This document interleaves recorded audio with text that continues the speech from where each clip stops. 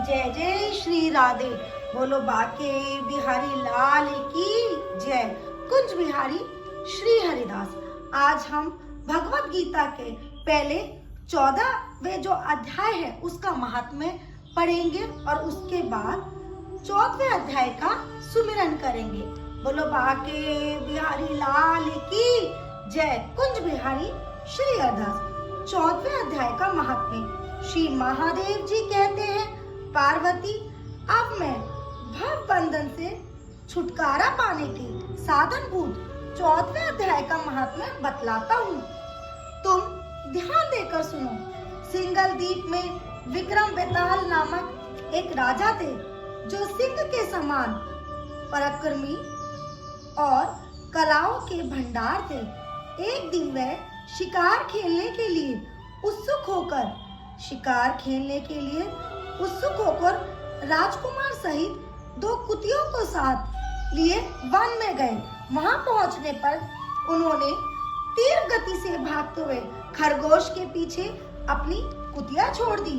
उस समय सब प्राणियों को देखते देखते खरगोश इस प्रकार भागने लगा मानो कहीं उड़ गया हो। दौड़ते दौड़ते बहुत थक जाने के कारण वह एक बड़ी खंदक में गिर पड़ा। गिरने पर भी वह कुतिया के हाथ नहीं आया और उस स्थान पर जहां पहुंचा जहां का वातावरण बहुत ही शांत था। वहां हरिण निर्भय होकर सब और वृक्षों की छाया में बैठे रहते थे। बंदर भी अपने आप टूटकर गिरे हुए नारियल के फलों और पके हुए आमों से पूर्ण तृप्त रहते थे। वहां सिंह हाथी के बच्चों के साथ खेलते और सांप निडर होकर मोर की पांखों में घुस जाते।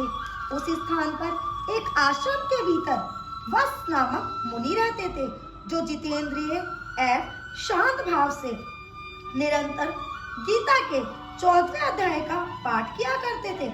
आश्रम के पास ही व्यास मुनि के किसी शिष्य ने अपना पैर धोया था।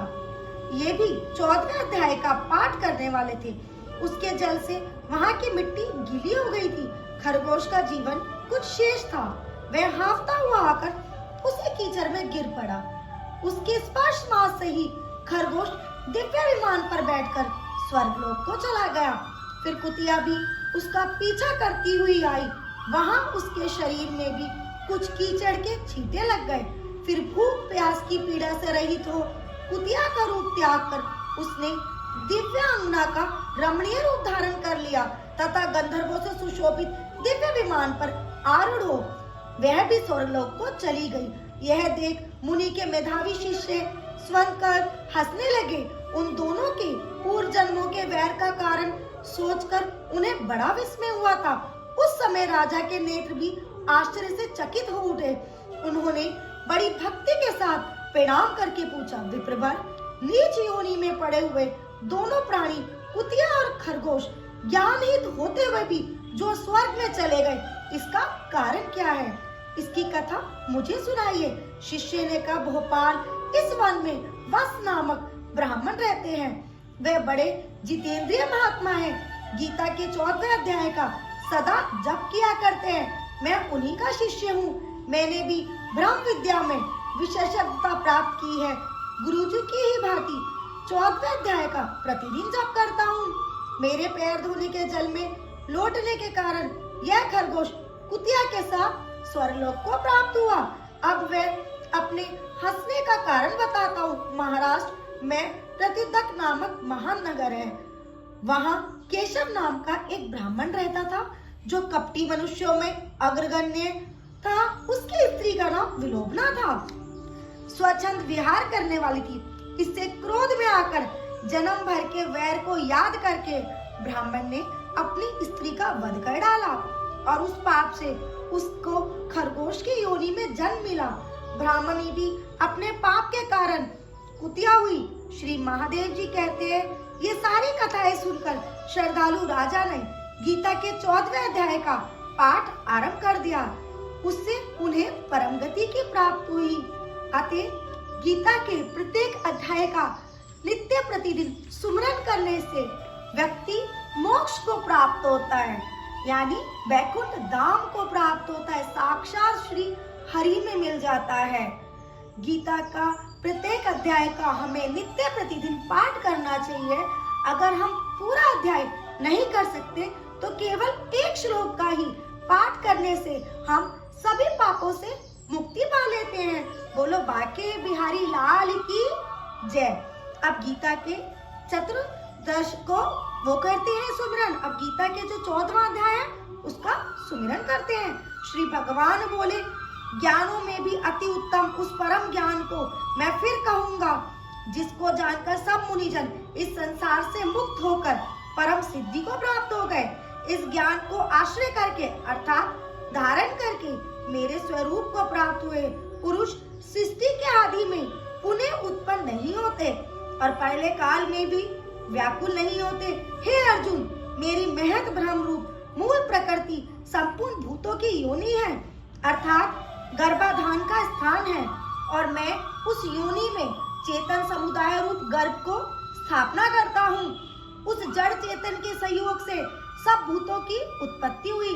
हे अर्जुन, नाना प्रकार की सब योनियों में जितनी मूर्तियां अर्थात शरीरधारी प्राणी उत्पन्न होते हैं, प्रकृति तो उन सब की गर्भ धारण करने वाली माता है और मैं बीज को स्थापना करने वाला पिता हूँ।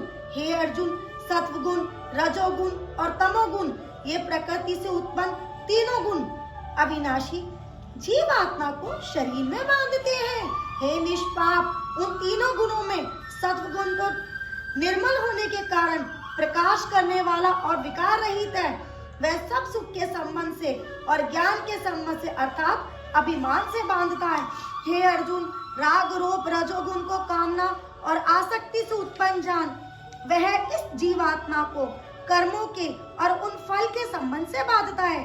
सब देह अभिमानियों को मोहित करने वाले तमोगुण को तो अज्ञान से उत्पन्न जान। वह इस जीवात्मा को प्रमाद, आलस्य और निद्रा के द्वारा बांधता है। हे अर्जुन, सत्वगुण सुख में लगाता है और रजोगुण कर्म में तथा तमोगुण तो ज्ञान को ढककर प्रसाद में भी लगाता है। हे अर्जुन, रजोगुण और तमोगुण को दबाकर सत्वगुण, सत्वगुण और तमोगुण को दबाकर रजोगुण, वैसे ही सत्वगुण और रजोगुण दोनों को दबाकर तमोगुण होता है अर्थात बढ़ता है।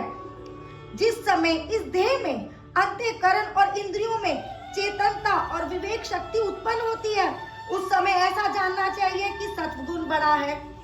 हे अर्जुन, रजोगुण के बढ़ने पर लोभ, प्रवृत्ति, स्वार्थ बुद्धि से कर्मों का सकाम भाव से आरंभ, अशांति, विषय भोगों की लालसा ये सब उत्पन्न होते हैं। हे अर्जुन, तमोगुण के बढ़ने पर अंतःकरण, इंद्रियों में अप्रकाश, कर्तव्य कर्मों में अप्रवृत्ति और प्रमाद अर्थात व्यर्थ चेष्टा और निद्रा आदि अंतःकरण की मोहिनी वृत्तियां ये सभी उत्पन्न होते हैं।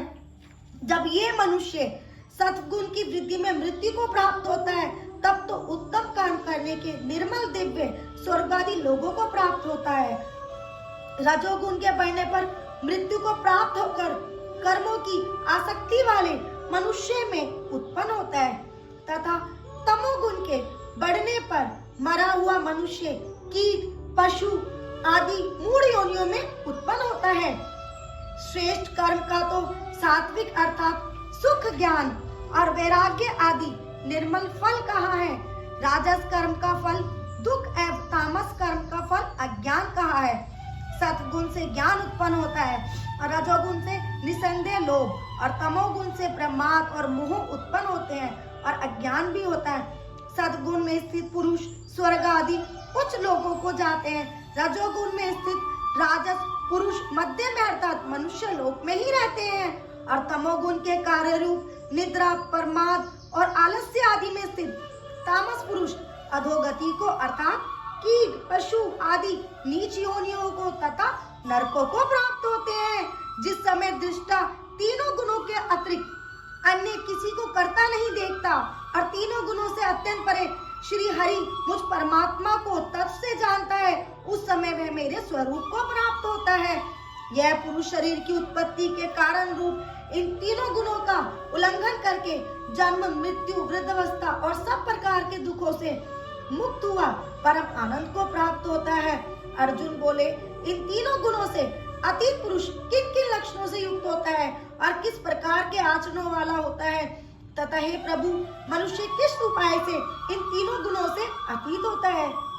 श्री भगवान बोले, हे अर्जुन, जो पुरुष सत्वगुण के कार्य रूप प्रकाश को और रजोगुण के कार्य रूप प्रवृत्ति को तथा तमोगुण के कार्य रूप मोह को भी ना तो प्रवृत्त होने पर उनसे द्वेष करता है, ना निर्वित होने पर उनकी आकांक्षा करता है, जो साक्षी के सदृश स्थित हुआ, गुणों के द्वारा विचलित नहीं किया जा सकता और गुणों में ही गुण बरतता है, ऐसा समझता हुआ जो श्री हरि परमात्मा में एक ही भाव से स्थित रहता है, उस स्थिति से कभी विचलित नहीं होता, जो निरंतर आत्म भाव में स्थित दुख सुख को सम्मान समझने वाला, मिट्टी पत्थर स्वर्ण में समान भाव वाला ज्ञानी, प्रिय तथा अप्रिय को एक सा मानने वाला और अपनी निंदा स्तुति में भी समान भाव वाला, जो मान और अपमान में सम है, मित्र और वैरी के पक्ष में भी सम है, एवं संपूर्ण आरंभों में कर्तापन के अभिमान से रहित है, वह पुरुष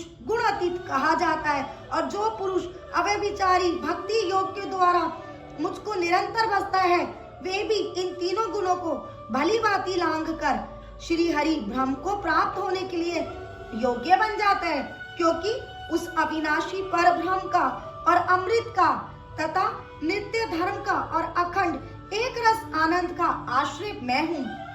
ओम तत्सदिति श्रीमद् भागवती गीता उपनिषत्सु ब्रह्म विद्यायां योग शास्त्रे श्री कृष्ण अर्जुन संवादे गुणत्रय विभाग योगो नाम चतुर्दशो अध्याय। अतः 14वां अध्याय संपूर्ण हुआ। बोलो बाके बिहारी लाल की जय। जैसा कि हम सब जानते हैं, गीता के अंदर साक्षात श्री कृष्ण विद्यमान है।